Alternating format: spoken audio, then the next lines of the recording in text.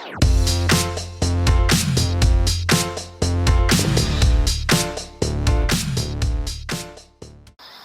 so to do the front, I've loosened off, I've took the locking wheel nut off and I've loosened off the others so they're easy to get off when I jack it up. And the jack's in position, just under tension. And the next job we need to do is to get to the strut tops, which are behind these covers either side, which have these kind of clips. So the centre like clicks in, so you need to lever these out with a little screwdriver. I bought a load of these because most of these on my car were broken, so previous technicians have buggered them getting them out. And it looks like, I don't know if you can see down that hole, there looks to be some kind of plastic nut, or maybe there's one on this side as well, which maybe you can see a bit easier. Yeah.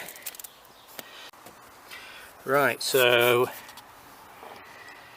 in there, can you see it down there? There's some kind of nut, I'm not determined yet what it is. And there's one on this side as well. So it looks like it'll come out with just a normal socket. Probably a 13 or something like that. So we'll take them off first, I think. Right, so I've got this one off. The thing that's a nut isn't. It just pulls off. It's just got like a friction fit. It looks like a nut and it will turn if you put a 12mm on it. But it's a bit like these engine covers, they just pull off and push on. The others with these little clips, one there, and one at the front which is under the front skull, which you have to take out. So it fits on top of that, and then with the clips on. These are the clips. So the middle bit pushes in, which pushes out these little arms and secures it. And to get that out, I usually just jimmy a little tiny screwdriver under it and lever it up. One of them at the back was broken, so that's another one I have to replace. Luckily I bought a load of these off eBay. Okay, got both sides off now, and as you can see on the top here we've just got 3 bolts on the top. We'll jack the car up, take the wheel off, and then we'll see what we've got on the front.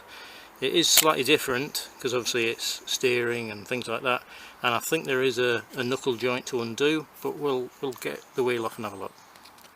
Right, so the story at the front is 3 bolts at the top, which we've already seen. It looks like we need to split this ball joint, which has got a little safety clip in it. I don't know if you can see that. We need to pull that clip out, loosen that nut off, split the joint, and then at the bottom we've got the same deal. We've got a bolt at the bottom.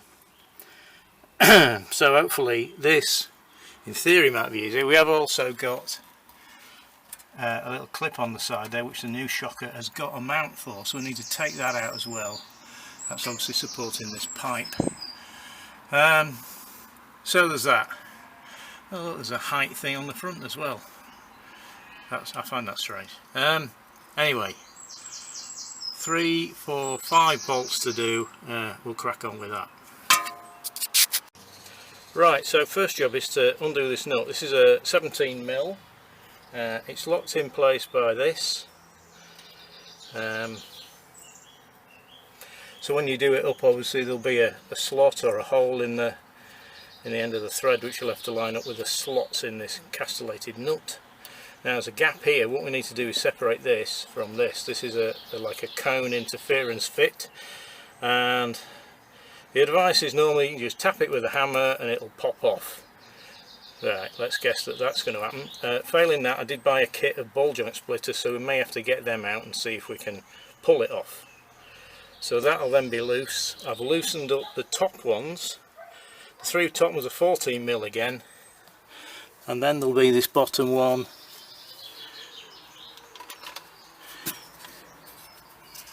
Then there'll be the bottom one, which is probably a 19 again, but we'll find that when we get to it.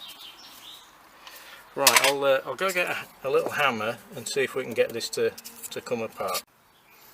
Right, so I've got the top arm off, which is this bit. I needed to use a ball joint splitter because no amount of banging on it made any difference. So now we have to get this bottom bolt out and also take out this hose support one as well. So I'm going to do this one first. Well, I managed to get it out. That was a real battle. So I had all the nuts undone at the top. I managed to get the bottom bolt out, and then essentially what you have to do is you have to push down on this. I kind of leant on the brake disc with my chest. You've got to be really careful because you've got the brake line, and you've also got what I assume is the ABS line detector thing. You don't want to snap them, so you have to keep this fairly upright. Obviously you don't have that nut on. I've done that just to stop putting the pressure on the pipes, and you have to physically press down to get the bottom of the shocker out. It will come out. It's just a bit difficult pushing your weight on something when you're inside a wheel arch. So it's out. The joy will now be getting the new one back in. Okay, another update. I've got this piece of pipe insulation to put on there, because once you get this shocker in, what you have to do,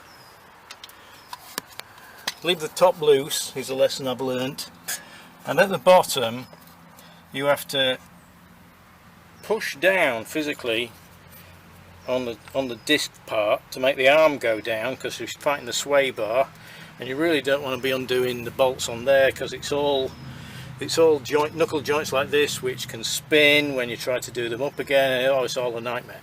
So you push down hard. You do need to be fairly weighty, I would imagine, to do that. I mean, I'm about 14 stone and I was really struggling. Now that is now in, the bolt is in. I'm now just struggling to get the bolt out the other side, because obviously it doesn't line up because everything's pressing on it. That's my next battle. I've got the top nut on, the castellated nut. That's 64 foot-pounds. I put the safety pin in. I just need to get this bottom one done now. Right, so I got the bottom nut in. The way I did it was I've turned the wheels slightly to the left to give me more space to get things in, and I put a screwdriver in the front and the back of the round bit at the bottom and just levered it up from either side, because when you lift it one way it wants to go too far back and doesn't want to go up, and so you need to do it from both sides, and then when you think you've got it in the right direction, push that bolt and it'll slip straight through. Now that's just taken me a good 20 minutes to get right, so be patient. But that's essentially it. That's torqued up at the bottom. I've done it to 116 foot-pounds. The top one's already done with a clip in, and the tops are all torqued up. So this side's done, and thankfully no stupid liners to take out at the front, because you can get to everything. I've had a play with this clip because Tein put this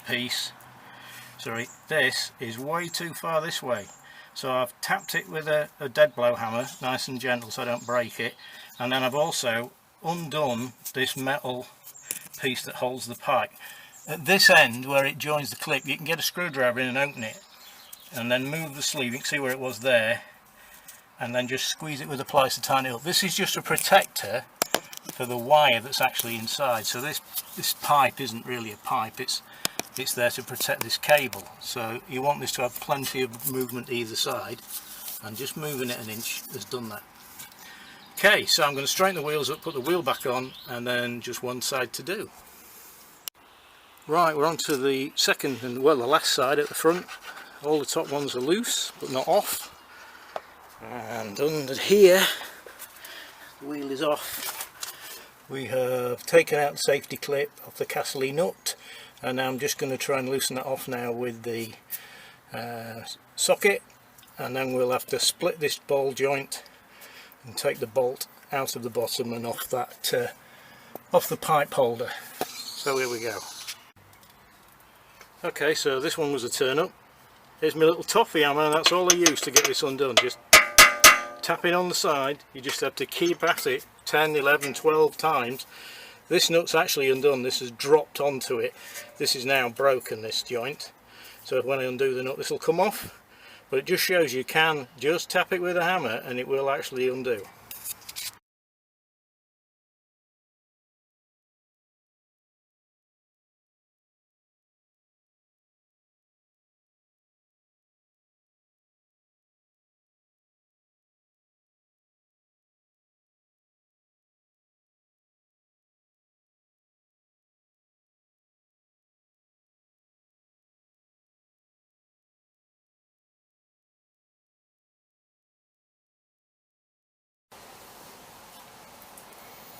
Right, welcome back. I've been away and bought a new arm. The Lexus people wanted nearly 400 quid for one of these, so I've gone aftermarket and got a full set both sides for 180 quid.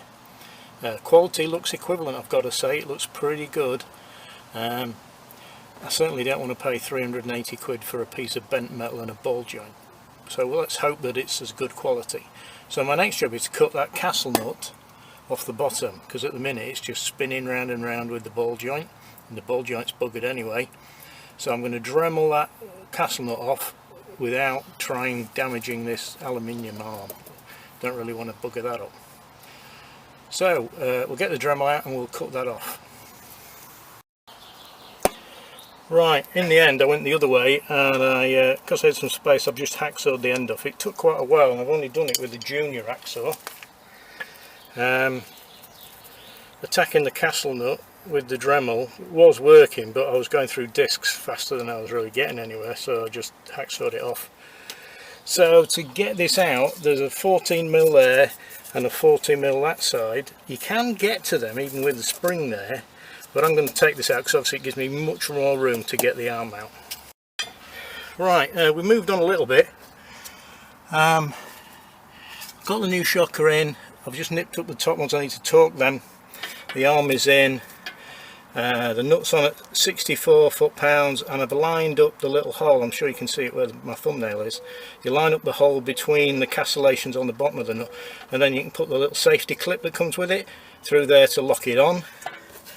The bottom bolt is in, that's 119 foot-pounds.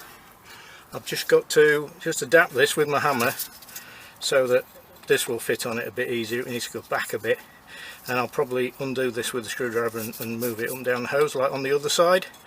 Then we're pretty much done. So I'll do these few things and then we'll come back. Right, so top bolts are done up tight. 64 I think. 64. I'll put all these foot-pound in the description because I may have got some wrong. I'll give the ones for these as well. Safety clips in, that's all tight, 64, which makes me think the top ones are 55, but I'll check. The little cable and its cover is fastened on, that's a 10mm, and I open that and just squeeze it into the right place so you've got plenty of room on the cable. I say the bottom bolt's done. So, wheel on, and then it's the big test. Has all this been a complete waste of time? You know, is it not any more compliant than before? Let's hope so, because this was a bit of a mission to get these on. Right, I'll get everything buttoned up and then we'll go for a test drive. Right, I'm refitting the liners with all them millions of bolts, and one thing it does say in the instructions is you may have to cut away part of the liner so it doesn't interfere with the coilover. Well, it's certainly not interfering with it here. I just wonder as it goes up there whether it's going to need trimming. So I'll get it fitted properly on all the bolts, all the little threads and stuff, and then I'll see if I can see up maybe with my camera or something. I got a little inspection camera to see if it's anywhere near touching it at the top. Right, so the liner's in and I've got it on all of the bolts and the holes all line up, and I feel around here it's not really touching the coilover at all, but I'll go get my inspection camera and we'll poke it up there and then see if it's touching the spring at the top, because we might have to trim this off, I think. Okay, well, I tried using my inspection camera, which is this gadget here. It's got a cable and it's got a little camera on the end, and it also has a light source. These are invaluable, ironically from somewhere like Lidl or Aldi for about 50 quid, worth every penny by the way if you've got that kind of money. In the end it's easy just to lay on the ground and look up, and this is not interfering with this coilover at all as far as I can see. So I'm just going to go ahead and button this up, and then if it does make a noise I'll have to revisit this, but at the minute it doesn't look like it's touching it.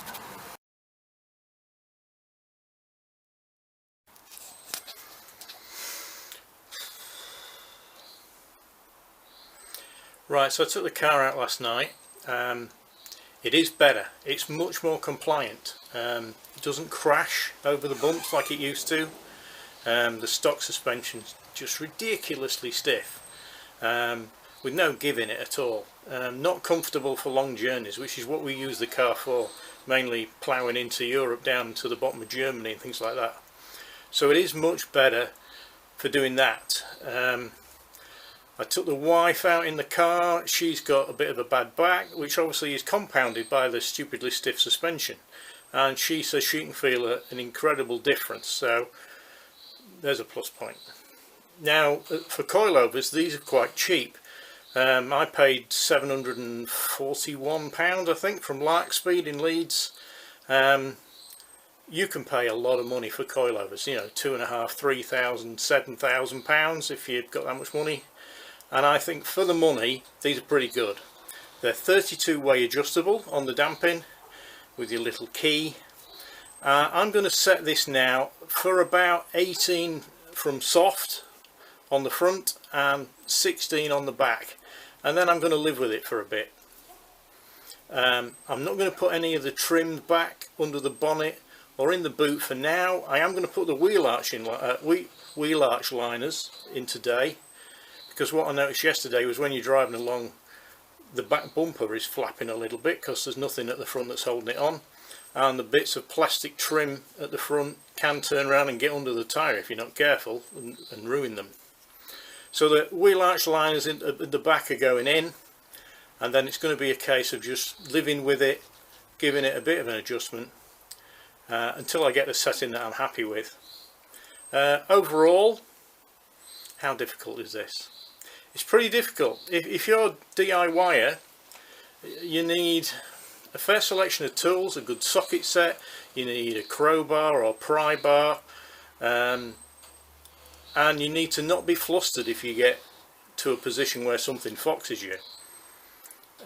So you need a bit of adaptability, otherwise you could kind of easily lose your mind doing this.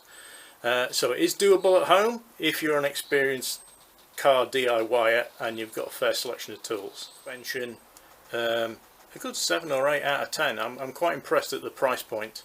So if you've enjoyed the video, please like and subscribe, that always helps the channel, and we'll see you on the next video.